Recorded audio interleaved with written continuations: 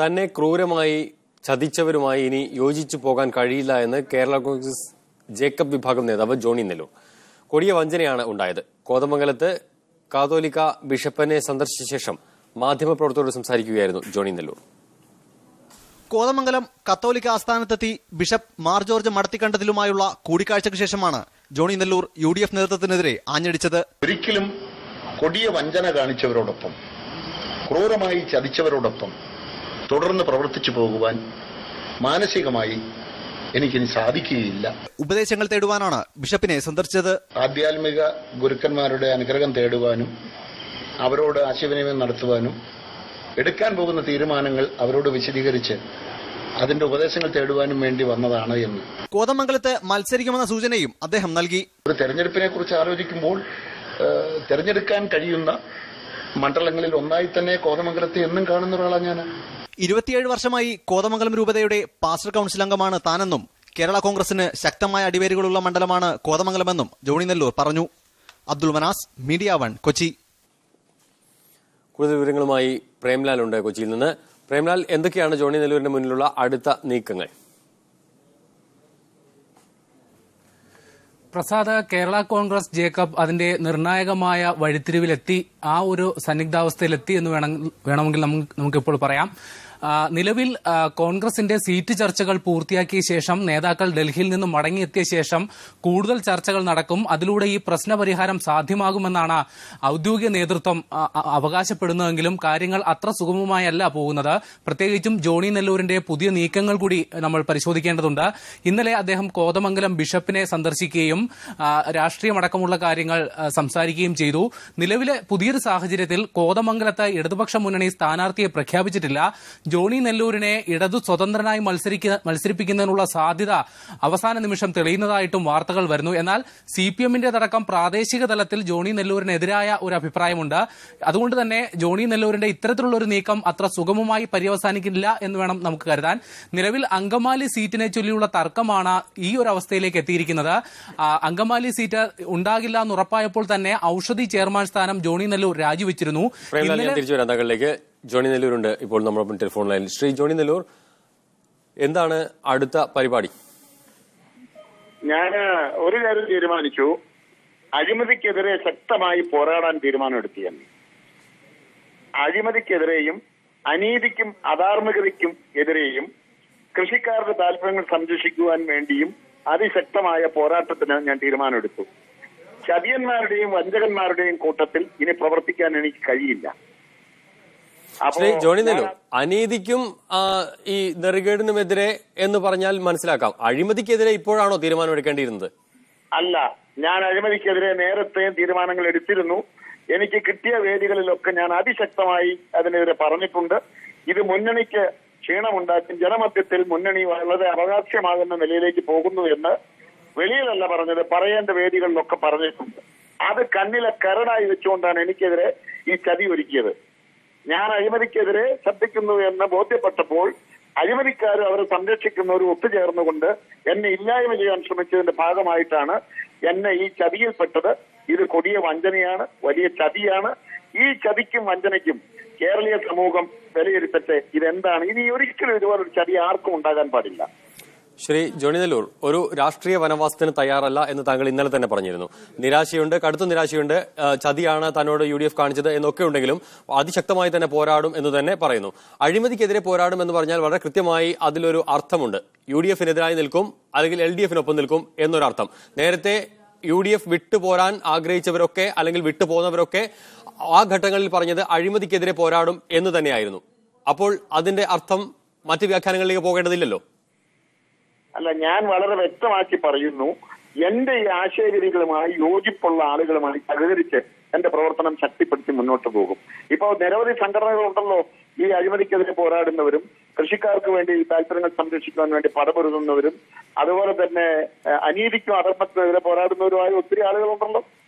അവരൊക്കെ കേരളീയ സമൂഹത്തിന്, ഞാൻ 50 വർഷത്തെ പൊതുപ്രവർത്തനം രംഗത്ത് പ്രവർത്തിക്കുന്ന ഒരു വിനീതനായ വ്യക്തി എന്നുള്ള നിലയിൽ എന്റെ പൊതുപ്രവർത്തനം ഒരു തുറന്ന പുസ്തകമാണ്.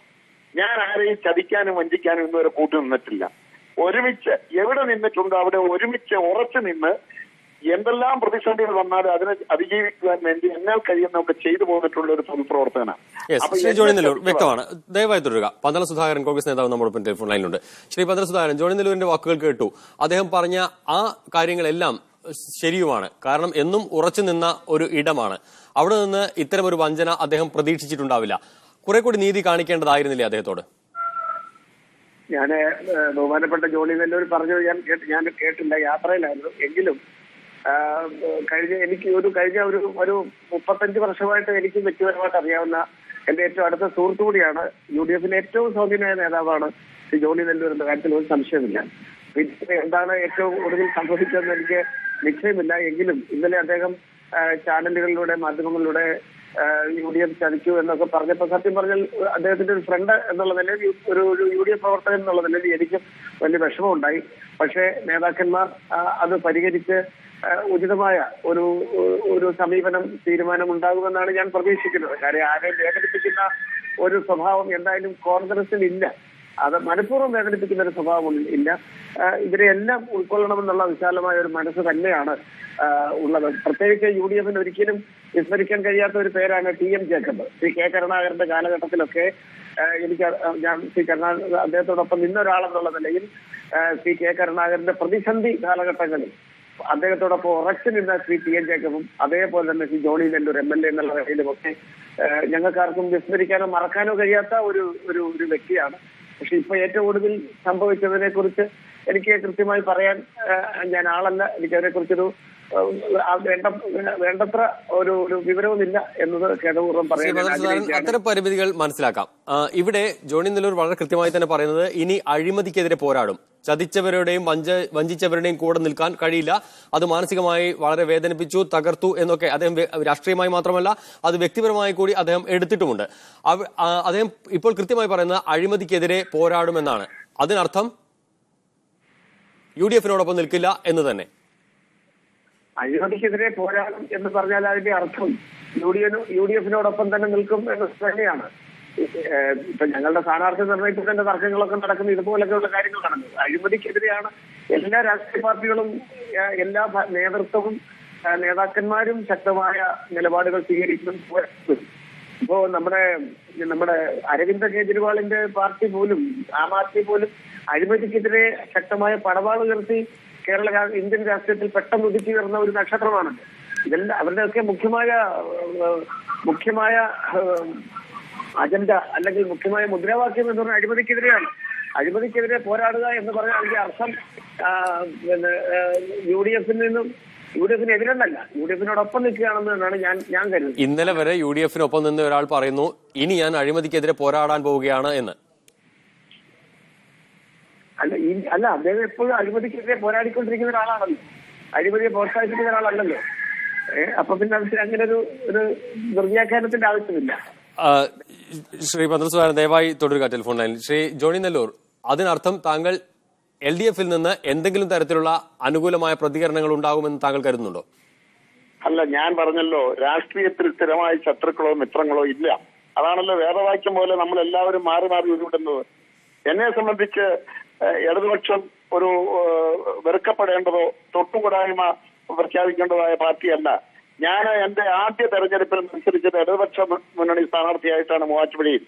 അന്ന് ശ്രീ ആന്റണിയുടെ നേതൃത്വത്തിലുള്ള കോൺഗ്രസും മാണിസാറിന്റെ നേതൃത്വത്തിലുള്ള ഞങ്ങളുടെ കേരള കോൺഗ്രസും ഇടതുപക്ഷ മുന്നണിയോടൊപ്പമായിരുന്നു. ഞാൻ അതിന്റെ സ്ഥാനാർത്ഥിയായാണ് എന്റെ പാർലമെന്ററി രംഗത്തേക്കുള്ള ആദ്യ മത്സരം നടത്തിയത്. അപ്പോ എന്ന് കരുതിയാൽ അതിനർത്ഥം ഞാൻ ഇടതുപക്ഷ ജനാധിപത്യത്തിലേക്ക് പോകുന്നുവെന്നല്ല. ഞാൻ ഈ അഴിമതിക്കെതിരെ പോരാടുന്നു എന്ന് പറഞ്ഞപ്പോൾ എന്നേക്കാൾ ശക്തമായ അഴിമതിക്കാരെ കളങ്കിതരെ മാറ്റി നിർത്തുമെന്ന് പറയുന്നത് KPCCയുടെ അധ്യക്ഷനാണ്. ഇത് തീവറ്റിക്കൊള്ളയാണ് എന്ന് പറഞ്ഞത് ഞാനല്ലല്ലോ, KPCCയുടെ അധ്യക്ഷനും ഉപാധ്യക്ഷനും പറഞ്ഞത്. അപ്പൊ ആ അഭിപ്രായങ്ങൾ ജനങ്ങളിലേക്ക് ഒന്നുകൂടി എത്തിക്കേണ്ട സന്ദർഭമായി എന്ന് എനിക്ക് ബോധ്യം വരുന്നു. ഞാൻ KPCC പ്രസിഡന്റിനും വൈസ് പ്രസിഡന്റിനും പരിപൂർണമായ പിന്തുണ കൊടുത്തുകൊണ്ട് അവർ ഉയർത്തിയ ആ ആശയം, അവർ ജനങ്ങളോട് പറഞ്ഞ ആ കാര്യം ജനങ്ങളോട് തുറന്നു പറഞ്ഞ് കുറെ കൂടി പ്രചാരണം, ഈ അഴിമതിക്കാരെ കളങ്കിതരെ ഒരു കാരണവശാലും ഇനി ജനസമൂഹത്തിന് നയിക്കാൻ വേണ്ടി കൊണ്ടുവരരുത് എന്നുള്ള അഭിപ്രായത്തിലേക്ക് ഞാൻ പോകുന്നത്. അതെ, ശ്രീ ജോണി നെല്ലൂർ, അത്തരം അഴിമതിക്കെതിരെ സംസാരിക്കുന്ന UDF-നകത്ത് നിന്നുകൊണ്ടോ പുറത്തു നിന്നുകൊണ്ടോ എന്ന ചോദ്യമാണ് ഏറ്റവും പ്രസക്തം. താങ്കൾ കൃത്യമായി മറുപടി പറയുക. ആരോടും സ്ഥായിയായ ശത്രുതയില്ല എന്നുകൂടി താങ്കൾ പറയുമ്പോൾ അതിലൊരു കൃത്യമായ മറുപടി ഉണ്ടല്ലോ. അല്ല, ഞാൻ പറഞ്ഞല്ലോ, വളരെ വ്യക്തമല്ലേ. എന്നെ ഇതുപോലെ ക്രൂരമായി ചതിച്ച, ചതി എന്ന് പറഞ്ഞാൽ എന്താ, 5 കൊല്ലക്കാലം കൂടെ കൊണ്ടു നടന്ന് വാഗ്ദാനങ്ങൾ നൽകി അവിടെ തന്നെ തരുമെന്ന് പറഞ്ഞ് എന്നെ വഞ്ചിച്ച, ഒരു സീറ്റ് തരാത്തതിൽ എനിക്ക് പ്രതിഷേധമില്ല. എന്റെ വ്യക്തിത്വത്തെ ചോദ്യം ചെയ്ത് എനിക്ക് പദവികൾ വാഗ്ദാനം ചെയ്ത് എന്നെ വിലയ്ക്ക് വാങ്ങാമെന്ന് വ്യാമോഹിച്ചവര്, ഞാൻ പദവി ആഗ്രഹിക്കുന്നതല്ല എന്ന് കേരളീയ സമൂഹത്തിന് അറിയാം. പദവി ആഗ്രഹിക്കുന്നതായിരുന്നെങ്കിൽ 2004 എനിക്ക് മന്ത്രിയാകാമായിരുന്നു. ഞാൻ അതിനൊന്നും പോയവനല്ല. പക്ഷേ ഞാനൊരു സാധാരണ കുടുംബത്തിൽ നിന്ന് വന്ന് പൊതുപ്രവർത്തന രംഗത്ത് വളർന്നു വന്ന ഈ നിലയിൽ എന്നെ കേരളത്തിലെ ജനങ്ങളാണ് വളർത്തിയത്. ദൈവാനുഗ്രഹം എനിക്കുണ്ടായിരുന്നു. ഒരു ഉറച്ച ദൈവവിശ്വാസി എന്നുള്ളതിൽ ഞാൻ പറയട്ടെ, എന്നെ ചതിച്ചവരോട് ദൈവം പൊറുക്കട്ടെ എന്നാണ് എന്റെ പ്രാർത്ഥന. ചതിച്ചവരോടൊപ്പം, വഞ്ചിച്ചവരോടൊപ്പം ഇനി മുന്നോട്ട് പ്രവർത്തിക്കുവാൻ എനിക്ക് കഴിയില്ല. അതിനുള്ള മാനസിക. അപ്പോൾ വ്യക്തമാണ്. അപ്പോൾ ഇനി UDF-നോടൊപ്പം ഇല്ല, പാർട്ടി ഒന്നടങ്കം ഇല്ല എന്നൊരു തീരുമാനമെടുക്കാൻ താങ്കൾക്ക് സാധിക്കുമോ? പാർട്ടിയുടെ വഴിക്ക് നിൽക്കട്ടെ. പാർട്ടി അല്ലല്ലോ, ഞാൻ എന്റെ വ്യക്തിപരമായ തീരുമാനമാണ് പറഞ്ഞത്. പാർട്ടിക്ക് അങ്ങനെ പെട്ടെന്ന് എന്റെ അഭിപ്രായം തന്നെ ഉണ്ടാകണമെന്നില്ലല്ലോ. ഞാൻ അതെല്ലാം വിസ്മരിക്കുന്നു. പാർട്ടിയൊക്കെ എന്റെ നിലപാടാണ് പാർട്ടിക്കുള്ളതെന്ന് എന്നേക്കാൾ ബോധ്യം താങ്കൾക്കും ഉണ്ടാവും. കാരണം ഈ പാർട്ടി ഇത് ഉണ്ടാക്കിയവരിൽ ഒരാൾ ഞാനാ. 4 പേരുടെ കഠിനാധ്വാനത്തിലൂടെ വളർന്നു വന്ന രൂപീകൃതമായ ഒരു party. TM Jacob, PM Mathew Stephen, ഞാൻ 4 MLA-മാർ. അതിൽ 2 പേര് നേരത്തെ സ്ഥലം പറഞ്ഞു പിരിഞ്ഞു. ഒരാൾ മരണപ്പെട്ടു പോയി. ആകെ പിന്നീട് അവശേഷിക്കുന്ന ഒരാള്, എനിക്ക് ഒരു ചതി ഉണ്ടായപ്പോൾ, എനിക്ക് ഒരു വഞ്ചന എനിക്കുണ്ടായിരുന്നില്ല, പാർട്ടി ഇതുപോലെ വഞ്ചിച്ചപ്പോൾ പാർട്ടിയോട് അല്പമെങ്കിലും സ്നേഹമുള്ള ആളുകൾ ആ വഞ്ചനക്കെതിരെ ശബ്ദിക്കും, ആ വഞ്ചനക്കെതിരെ ചിന്തിക്കും. സംശയം എന്താ? ശ്രീ ജോണി നെല്ലൂർ, അപ്പോൾ ആ അർത്ഥത്തിൽ താങ്കൾ യഥാർത്ഥത്തിൽ UDF-ൽ നിന്ന് മാത്രമല്ലല്ലോ, ആ പാർട്ടിയിൽ നിന്നും വഞ്ചന നേരിടുന്നില്ലേ? ഞാൻ പറഞ്ഞല്ലോ, വഞ്ചിക്കപ്പെട്ടവർ പറയുന്ന വാക്കുകൾ മാത്രമായിട്ട് കേൾക്കണ്ട, സമൂഹം വിലയിരുത്തട്ടെ. എനിക്ക് എതിർത്തത് വ്യക്തിപരമായ വഞ്ചനയല്ല. എന്റെ പാർട്ടിയെ ഇതുപോലെ വഞ്ചിച്ച ഐക്യ ജനാധിപത്യ മുന്നണിയിൽ ഏതെങ്കിലും ഒരു ഘടകകക്ഷിയോട് ഇതുപോലൊരു വഞ്ചന കാണിച്ചോ? ഏതെങ്കിലും ഒരു കക്ഷിയോട് ഇതുപോലൊരു നീതികേട് കാണിച്ചോ? 5 കൊല്ലം മുമ്പ് തുടങ്ങിയ ക്രൂരത, 5 കൊല്ലം മുമ്പ് എന്റെ കൈവെള്ളയിൽ ഞാൻ ജനിച്ചു വളർന്ന മണ്ണ് ഒരു തെരഞ്ഞെടുപ്പിൽ തോറ്റു എന്നുള്ള ഒറ്റ കാരണം കൊണ്ട് എന്നെ ചതിച്ച് ഇവിടെ നിന്ന് മാറ്റിയ 5 കൊല്ലം മുമ്പുള്ള ചതി, ആ ചതി വീണ്ടും ആവർത്തിക്കപ്പെടുന്നു. ആ ആവർത്തനം ഞാൻ ചോദിക്കട്ടെ, ഞാൻ വളർന്നു വന്ന എന്റെ മണ്ണിൽ എന്നെ സ്നേഹിക്കുന്ന നിരവധി ആളുകളുണ്ട്. ഞാൻ കഴിഞ്ഞ പ്രാവശ്യം ഇവരൊക്കെ ചെയ്യുന്നത് പോലെ ആയിരുന്നു എന്റെ സ്വഭാവമെങ്കിൽ ഇവിടെ നിന്ന് UDF സ്ഥാനാർത്ഥി വിജയിക്കില്ലായിരുന്നു. ഞാൻ അത് ശീലിച്ചിട്ടില്ല. എവിടെ നിൽക്കുന്ന അവിടെ ഉറച്ചു നിൽക്കുന്ന സ്വഭാവവും അതിനുള്ള മനസ്സുമാണ്. വ്യക്തമാണ്. ശ്രീ ജോണി നെല്ലൂർ, താങ്കളുടെ വ്യക്തിത്വത്തെയോ അല്ലെങ്കിൽ ധാർമ്മികതയോ ഒന്നും ചോദ്യം ചെയ്യുന്നില്ല, അതൊക്കെ വ്യക്തം തന്നെയാണ്. അതിലപ്പുറത്തേക്ക് LDF-നോടൊപ്പം പോകുമോ? സീറ്റ് വാഗ്ദാനം ചെയ്യപ്പെട്ടു എന്ന വാർത്തകൾ പോലും നിലനിൽക്കുന്നു. കൃത്യമായ മറുപടി പറയാൻ താങ്കൾക്ക് ഇപ്പോൾ കഴിയുമോ? എനിക്ക് സീറ്റ് ആരും വാഗ്ദാനം ചെയ്തിട്ടില്ല. ഞാൻ LDF-നോടൊപ്പം പോകുമോ എന്നൊന്നും എനിക്കിപ്പോ പറയാൻ കഴിയില്ല. ഞാൻ പറഞ്ഞല്ലോ, ഒരു കക്ഷികളുമായി അയിത്തമില്ല, ഒരു കക്ഷികളുമായി തൊട്ടുകൂടായ്മയില്ല. എന്റെ ആശയങ്ങളോട് യോജിപ്പുള്ള ആളുകളുമായി ഒരുമിച്ച് നിന്ന് പ്രവർത്തിക്കുമെന്ന് പറഞ്ഞാൽ ഒരു മുന്നണിയിലേക്ക് പോകുമെന്നല്ല. ഞാൻ ഉയർത്തുന്ന ആശയങ്ങൾ, അത് ഉയർത്തുന്ന എത്രയോ ആളുകളുണ്ട്. ഹൈറേഞ്ച് സംരക്ഷണ സമിതിയുണ്ട്, മലയോര കർഷക സമിതിയുണ്ട്, ജനാധിപത്യ കേരള കോൺഗ്രസ് ഉണ്ട്, ഇടതുപക്ഷ ജനാധിപത്യ മുന്നണിയുണ്ട്. ഇങ്ങനെ എല്ലാവരും ഉണ്ടല്ലോ. അവർക്കൊക്കെ എന്നോട് സഹകരിക്കാൻ കഴിയുന്നവർക്ക് അവർ എന്നോട് സഹകരിക്കുമ്പോൾ ഞാനും തിരിച്ചും സഹകരിക്കും. അത്രേ ഉള്ളൂ. ഫ്രാൻസിസ് ജോർജൊക്കെ നേരത്തെ ഉണ്ടല്ലോ. ഫ്രാൻസിസ് ജോർജ് എന്റെ സുഹൃത്താണ്. പക്ഷെ അദ്ദേഹത്തിന്റെ പാർട്ടിയുമായി എനിക്ക് ബന്ധമൊന്നുമില്ലല്ലോ. ആ മാതൃകയും ഉണ്ടല്ലോ. മാതൃക എന്ന് പറഞ്ഞു കഴിഞ്ഞാൽ, ഞാൻ രാഷ്ട്രീയ രംഗത്തെ പ്രവർത്തനം ആരംഭിച്ചപ്പോൾ ഫ്രാൻസിസ് ജോർജ് രാഷ്ട്രീയക്കാരനായിരുന്നില്ല. അല്ല, ഞാൻ പറയുന്നത് ഇപ്പോഴത്തെ സംഭവങ്ങളെ കുറിച്ച് മാത്രമാണ് ശ്രീ ജോണി നെല്ലൂർ. രാജുവിനേക്കാൾ കൂടുതൽ, രാജു ഞാൻ വിളിക്കുന്ന ഫ്രാൻസിസ് ജോർജിനേക്കാൾ കൂടുതൽ അനുഭവമുള്ള ഒരു പൊതുപ്രവർത്തനമാണ് ഞാൻ. കൃത്യമായൊരു കാര്യം, തീരുമാനം ഇപ്പോൾ താങ്കൾ പറയുന്നില്ല, പങ്കുവെക്കുന്നില്ല. ഏതായാലും ഇത് നമ്മൾ മുന്നോട്ട് പോവുകയല്ലേ. കാര്യങ്ങളൊക്കെ മുന്നോട്ട് പോകുമ്പോൾ നമുക്ക് വലിയ കാണാം ഓരോന്ന്. അധികം ദിവസമില്ലല്ലോ, 2 ദിവസത്തിനൊക്കെ തീരുമാനം എടുക്കണ്ടേ? അതിപ്പോ തെരഞ്ഞെടുപ്പിൽ മത്സരിച്ചേ പറ്റൂ എന്ന് ആർക്കെങ്കിലും ചിന്തിക്കാൻ പറ്റുമോ? മത്സരമല്ലല്ലോ കാര്യം. എനിക്ക് മത്സരിക്കാൻ, ഞാൻ ചോദിക്കട്ടെ, എന്റെ മൂവാറ്റുപുഴ എനിക്ക് മത്സരിച്ചുകൂടെ? എന്നെ സ്നേഹിക്കുന്ന ജനങ്ങളുണ്ട് അവിടെ. എനിക്ക് എന്റെ അങ്കമാലി മത്സരിച്ചുകൂടെ? എനിക്ക് അന്യമല്ലാത്ത കോതമംഗലം ഉണ്ടല്ലോ, അവിടെ എനിക്ക് മത്സരിച്ചുകൂടെ? മത്സരമല്ല എന്റെ മുന്നിലുള്ള വിഷയം. ഈ ചതിയന്മാർക്ക് ജനസമൂഹത്തിൽ ഈ ചതിയുടെ കാര്യങ്ങൾ വിശദീകരിച്ചു കൊടുക്കുക, ഈ വഞ്ചനയുടെ കാര്യങ്ങൾ വിശദീകരിച്ചു കൊടുക്കുക. ഒരു പാർട്ടിയെ തകർക്കുവാനുള്ള ഗൂഢാലോചനയും ഒരു പാർട്ടിയെ നശിപ്പിക്കുവാനുള്ള പ്രതികാര ചിന്തയുമാണ് ഇതിന്റെ പിന്നിൽ എന്ന് ഞാൻ ഉറച്ചു വിശ്വസിക്കുന്നു. വളരെ നന്ദി ശ്രീ ജോണി നെല്ലൂർ. UDFന്റെ വഞ്ചനയ്ക്കെതിരെ പോരാടും എന്ന് തന്നെ ജോണി നെല്ലൂർ പറയുന്നു. എന്നാൽ LDFനോടൊപ്പം പോകുമോ എന്ന ചോദ്യത്തിന് വ്യക്തമായ മറുപടി നൽകാൻ അദ്ദേഹം തയ്യാറാവുന്നില്ല. എന്നാൽ ആരോടും ശത്രുതയില്ല എന്ന് കൃത്യമായി തന്നെ അദ്ദേഹം പറയുകയും ചെയ്യുന്നു.